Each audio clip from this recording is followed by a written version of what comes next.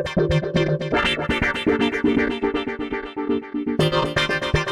guys, the Electronic Corner is back, and today, for the first time, we visit Norway, where waiting for us there is Kostas, who successfully makes ambient music using the artist name AshRamus. Let's go to meet him.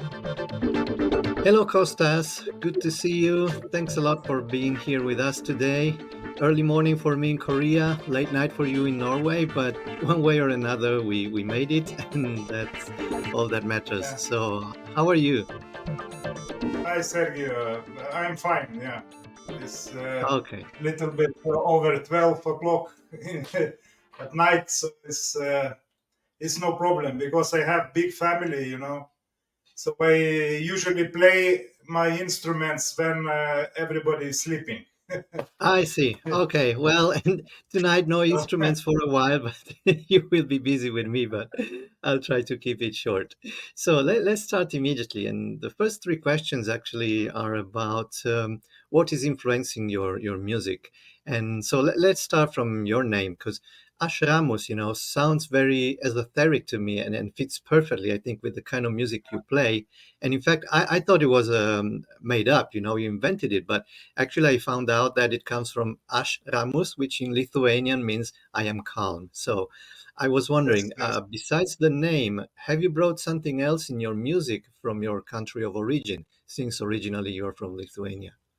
Uh, Very difficult to say. Uh, I was in music school from age of 7. So I used to play clarinet, trumpet, little bit piano, harmonium, and I played many years in orchestra, concerts, and a lot of funeral processions. In all time, it was Hmm. when it's funeral, so the orchestra goes in front and plays, leading last journey, like. But it's no more tradition. It's nobody do it anymore. But in all time, it was very popular. Yeah, so I used to play in orchestra, and I see. S- you It, can it's ask. it's hard to say, let's say, if something came with you, let's say, from those all the tradition. Now, what about Norway? I mean, since you live in Oslo, Geir Jensen, who is my favorite ambient artist, who Yeah, records under different artist name, and the most famous of which is Biosphere. In an interview, he claimed that growing in Tromsø had indeed an impact on his composition ideas, and so I was wondering if the cold winters and dark winters of Norway are somehow influencing the way you yes, make yes, music yes, or not. indeed. You know, I have like 2 floors house, and I have apartment downstairs. So I made studio there, and I moved there. But there is only you see only trees. But from my windows, I see the mountains with snow, on it, all around the mountains. And if you look at my videos, music videos, all the videos I filmed through my windows. So I don't need to go somewhere to find the Wow. inspiration, And I had yes, I had the studio in basement, but because of lack of inspiration there, uh, I moved back here, second floor, where is all my family. Yeah, I think nature is for me is very important thing in my music. So when I see, clouds over mountains, and I just got inspiration, start playing, and it's how it's done. All my music. I don't do cuttings. I don't do cuttings. I don't do mixings. All yeah. So my music is like I play like 3 hours, 5 hours, 10 hours. Then I just cut small part I like. You Yep. know, I have a sometimes I can. I have a question about that later, in fact. So I think we can go deeper about it in a while.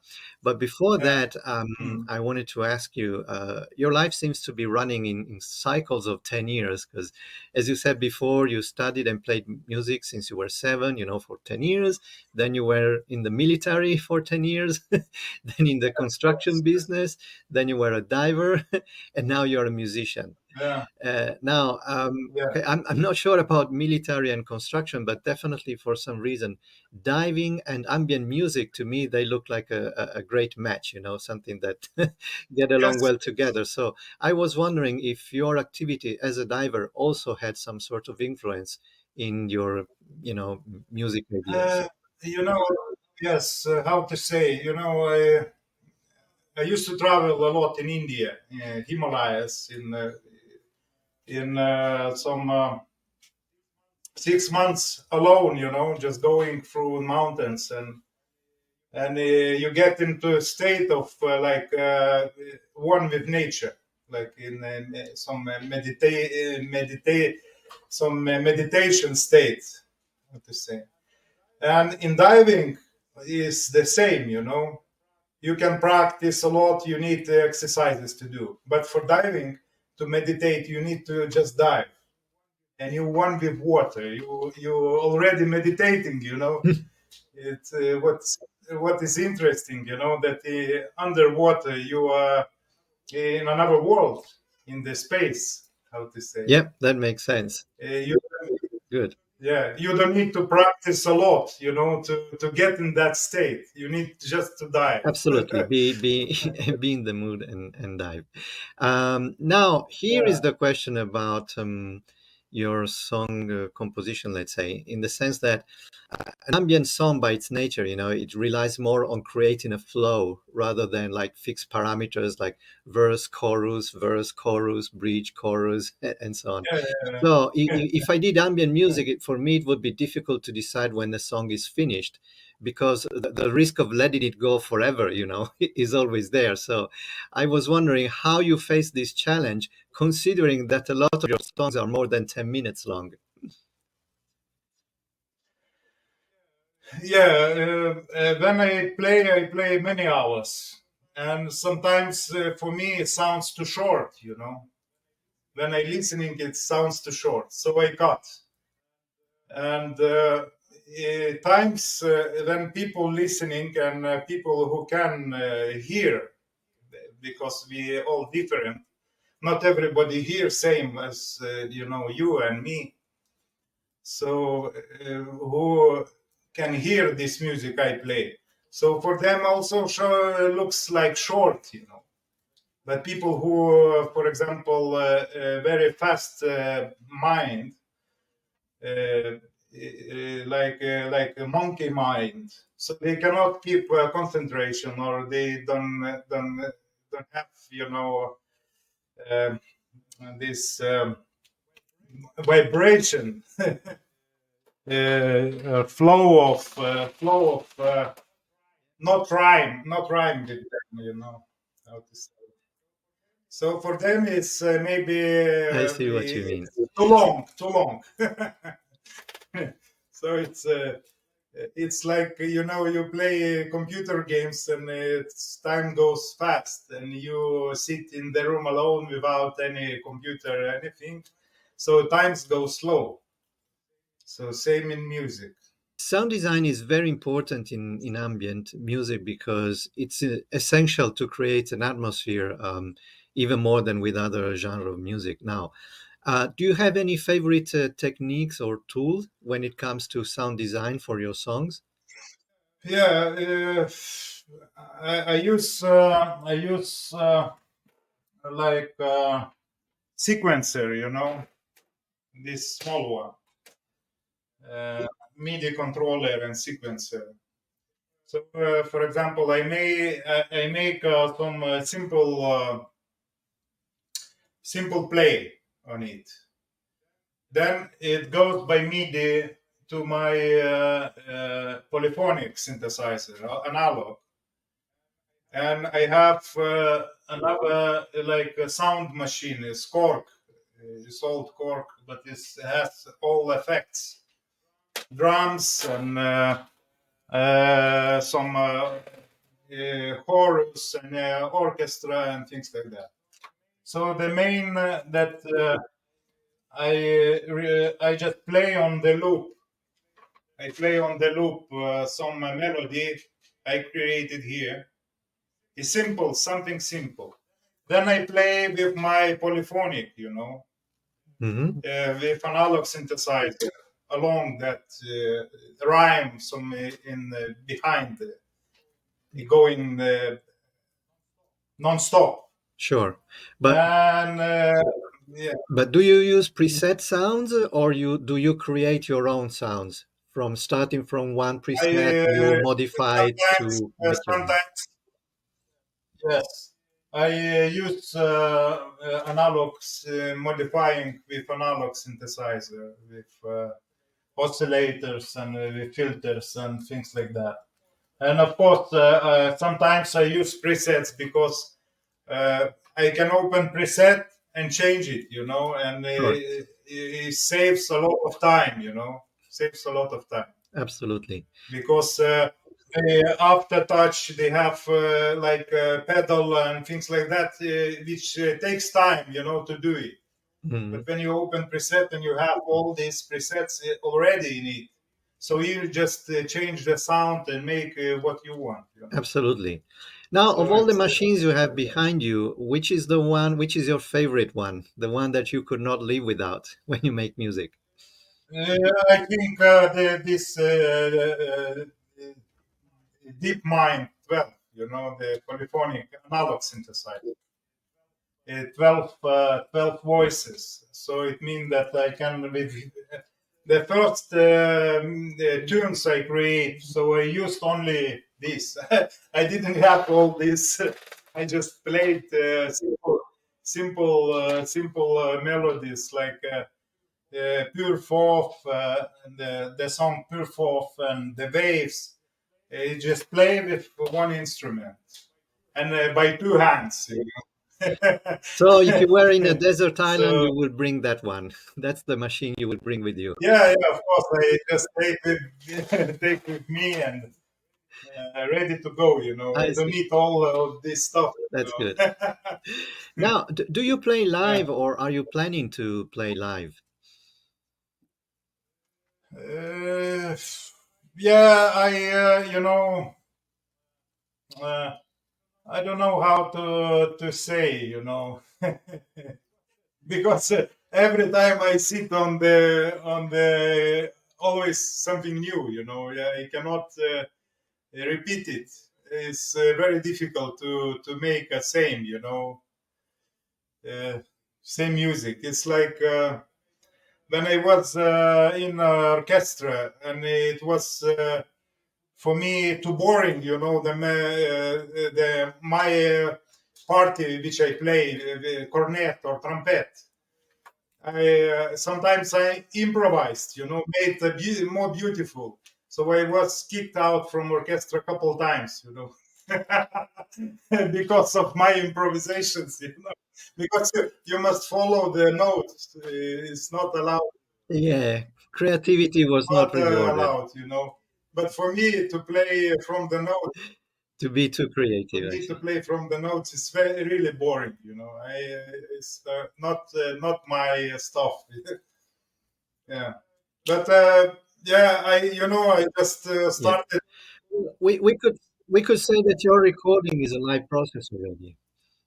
When you record in the studio, basically it is a Yeah, live it's live. session already. It's live. Based on what you told me, I have that It's impression. it's live because it's only two tracks, sometimes three, because I have a small one then analog D synthesizer, so it can be three tracks, but no more than three. Three stereo tracks I can make. So it's no mixing, no. Yeah. Yeah, so it's live. I play live. I have speakers and amp, so I can. That is a way to play live. Yes. Good. We have reached the last question, what I call the studio demonstration question, and I'm really curious to see what you have prepared for us as usual. So I would say, let's watch it now. This is how I make music. First, sometimes I use MIDI controller sequencer. So find the melody and tempo.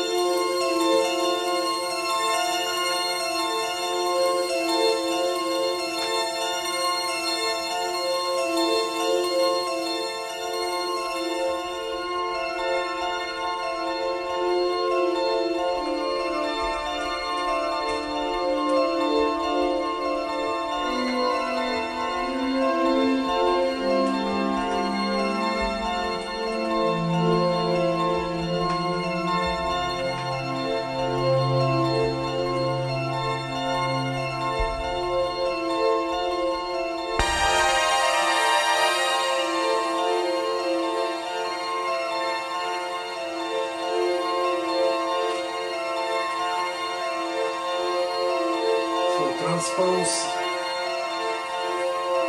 this.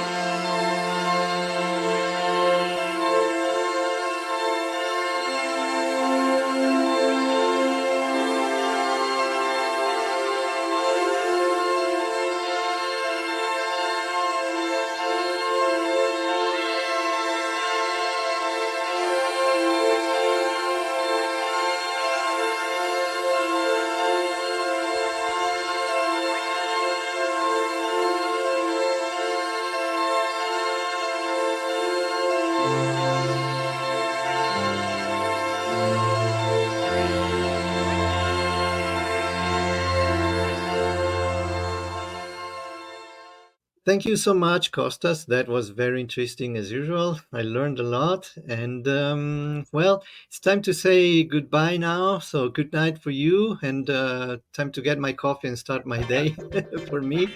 It was a really pleasure to have you here with us today. Good luck for your future music, and yeah, keep on with the inspiration. And till next Yes, time, thank you, maybe. Sergio. It was really nice to talk with you. Yes, thanks a lot. Good Thanks a night. lot. Bye bye.